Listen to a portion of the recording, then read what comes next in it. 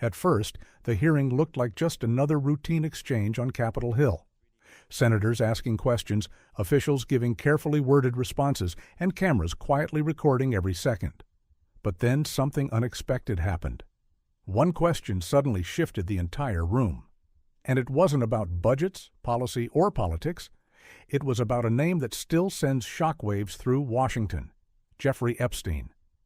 For years, the Epstein case has hovered over the justice system like a shadow that refuses to disappear. Documents have been released, investigations have come and gone.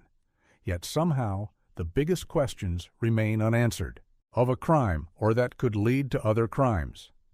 We frequently, in criminal enterprises, subpoena by the sitting United States Senator. Senator, they would have to have believed you were part of a criminal conspiracy, is my understanding. Would a judge have to sign off on it? On the subpoena? Yes, Senator. Well, for a subpoena, Duke Stoom, Joe Smith probably took it straight to the judge. Now, the phone companies, particularly their general counsel, if they're worried about civil liability, even with a subpoena to get the phone records of a sitting United States Senator. Did I mention it was a sitting United States Senator? Yes, Senator. The general counsel for that phone company, let's say AT&T, they have the right to seek to quash that subpoena, don't they? Phone companies frequently do that. Yeah? And a smart general counsel for that phone company is going to call the sitting United States Senator and say, "Would you like to weigh in on this? Would you like me to quash the subpoena? We're talking about invading someone's privacy, here by a sitting United States Senator." Could the general counsel for the phone company do that? Well, Senator, if they believe that a crime could have been committed, they could not tip off the person who committed the crime. Again, I can't comment on details of this particular case. I'm just asking you theoretically. I've never seen you commit a crime.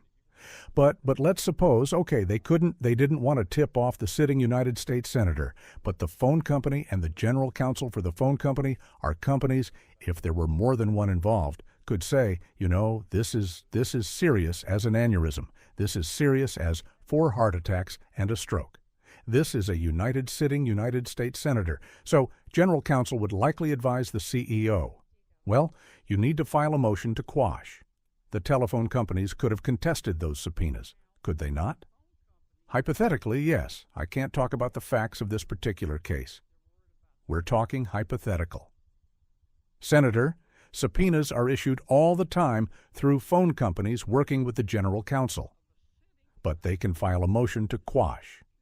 They could, yes. Yeah, in any case, snorts. And if they should have filed a motion to quash, and a reasonable person would have filed a motion to quash because this is a sitting United States Senator and they didn't file a motion to quash, they would incur civil liability, wouldn't they? Senator, typically phone companies follow a subpoena from a United States. I know they do, but they don't have to. They could challenge it, Senator. Yeah, and if they don't challenge it, they better have a damn good reason. Right. Right, Senator. I can't talk about the facts of this particular. This is just a hypothetical. In general, hypothetically, Senator, maybe they didn't recognize any of the names of the 8 sitting United States Senators. Hypothetically. That was a joke, or maybe they should have gone to Amazon and buy some testicles online instead of just saying, "Sure, I'll just show you the phone records of a sitting United States Senator on the basis of an administrative subpoena." Now, do you have copies of the subpoena applications for these 8? Senator, I can't discuss anything regarding this. You can't even tell me if you have copies. I can't discuss any of this. When are you going to, General, when are you going to be able to discuss it? I can't discuss whether there is or is not a pending investigation that brought to light. If there is a pending investigation, I don't want this to get swept under the rug, okay? Because I think you're going to get pushed back from all quarters. I think the telecommunication companies are going to be all over you like a bad rash because they've got liability here for just turning over these records when they knew what was going on. I think some FBI agents may have some liability here. I think a special counsel might have some liability here. If I were your special counsel and you had appointed me, and I wanted to get the records of a sitting United States Senator, is that something you would expect me to tell you as Attorney General of the United States? They better have. Yeah. And do we know in this instance of the 8 sitting United States Senators if they told Attorney General Garland? Senator, I just learned about this very recently, as did Director Patel, and we cannot discuss the details. I don't know many of... Well, maybe we ought to get Attorney General Garland here. Do you know if the special counsel told FBI Director Wray? Is that something? Let me put it another way. If I were your special counsel and you were the director of the FBI and I'm trying to get the phone records of a sitting United States Senator. Did I mention it was a sitting United States Senator? Is that something that you would expect me to tell you as director of the FBI? In general, I would believe the FBI would help execute the subpoenas. Yeah? To the business. Okay, I want to switch to another subject in the 12 minutes that I have left since everybody else got to go over. I've got to ask you about this, General. Cough. Clears throat. Secretary Howard Lutnick on October 1 gave an interview to the New York Post about Mr. Epstein, and he described Mr. Epstein as, quote, the greatest blackmailer ever. Close quote. Have you reviewed that transcript of that interview? I have not reviewed the transcript, but I saw the clip of it. Okay. It appears that Secretary Lutnick was Mr. Epstein's next-door neighbor. In fact, their townhomes shared a wall. And the reporter that was talking to Mr. Lutnick, she asked how other prominent men could have been associated with Epstein when Mr. Lutnick could immediately sense that he was a, quote, pervert. And then Secretary Lutnick said, or rather the reporter said, did they see it and ignore it? Do you remember that from the interview? I do, and Commerce Secretary Lutnick said, no, they participated. And then Commerce Secretary Lutnick goes on to say, quote, that's what his MMO was, you know, get a massage, get a massage. And what happened in that massage room, I assume, was a video. This guy was the greatest blackmailer ever. Blackmailed people. That's how he had money. End quote. Is that true? Senator, as our July memo said, we did not uncover evidence. This case has gone through 3 administrations as well as former U.S. Attorney. Clears throat. I know that, Pam, but have you interviewed Secretary Lutnick? No, Senator. Do you plan to, if he wants to talk to the FBI or the FBI wants to talk to him, that is more than on. Don't you think you ought to talk to him after this interview? Senator, if Howard Lutnick wants to speak to the FBI, and if Director Patel wants to speak to Howard Lutnick. Absolutely. Okay, maybe we ought to get Mr. Lutnick in here too, Mr. Chairman. Senator, who helped him? Who knew what he was doing? And why does it still feel like pieces of the story are missing? That tension exploded during a Senate hearing when Senator John Kennedy turned directly to Attorney General Pam Bondi and asked about a claim that many people watching at home had never heard before.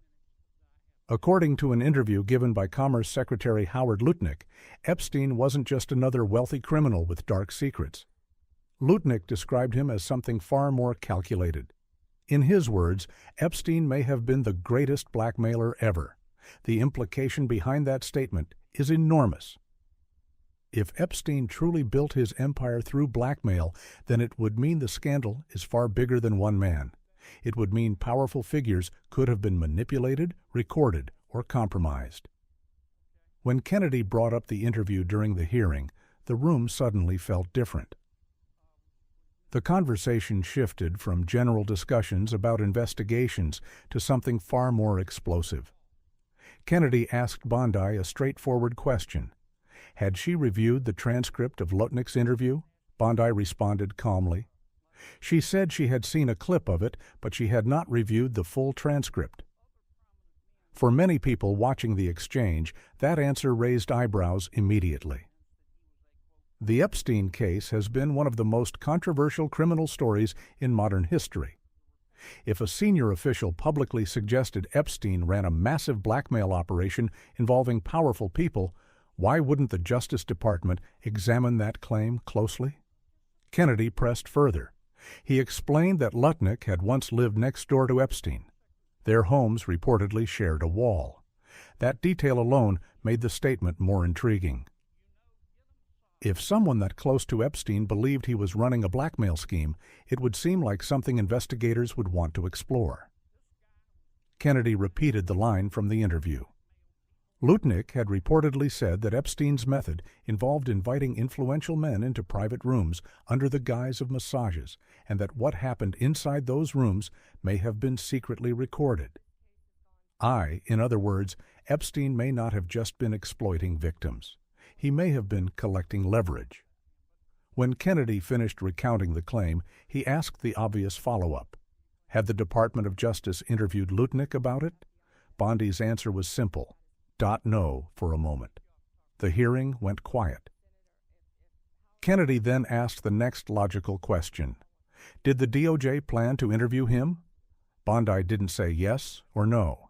Instead, she gave a conditional answer. If Lutnick wanted to speak with the FBI, or if the FBI wanted to speak with him, the conversation, who were the people who associated with him? Did anyone help enable his crimes? And if blackmail truly played a role in his operations, how far did that influence extend? Those questions remain largely unanswered, and every time government officials release new documents without addressing the biggest mysteries, public frustration grows. During the hearing, Kennedy appeared to be channeling that frustration. His questions reflected a belief held by many people that transparency has been incomplete. When the Justice Department says it has released all responsive records, critics respond by pointing out that large portions of the files remain hidden or heavily redacted for survivors of Epstein's trafficking operation. The issue is even more personal. Many have spent years asking the same question. Who else was involved? The possibility that Epstein used blackmail to build influence only deepens the concern. If powerful individuals were compromised, it could explain why the case still feels unresolved years later. That, of course, claims about blackmail remain controversial and largely unproven. Officials have repeatedly stated that investigations across multiple administrations have not uncovered evidence supporting some of the most dramatic theories surrounding Epstein. But the absence of answers has allowed speculation to grow, and that's why the exchange between Kennedy and Bondi resonated so strongly. It wasn't just about one interview, one subpoena, or one investigation. It was about whether the justice system is willing to fully confront one of the most disturbing criminal networks in modern history that Kennedy's questions suggested he believes there are still leads worth pursuing.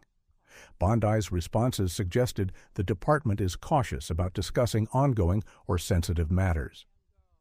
Between those two positions lies the tension that continues to define the Epstein case: transparency versus secrecy, accountability versus institutional protection.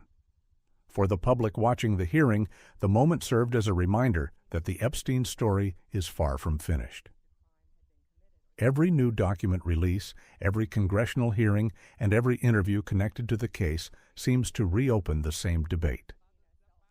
Did investigators uncover everything, or are there still pieces of the puzzle hidden away in vaults, archives, or sealed files? Until those questions are fully answered, the Epstein scandal will likely remain one of the most controversial and unresolved stories in American justice. And exchanges like the one between Kennedy and Bondi ensure that the pressure for answers isn't going away anytime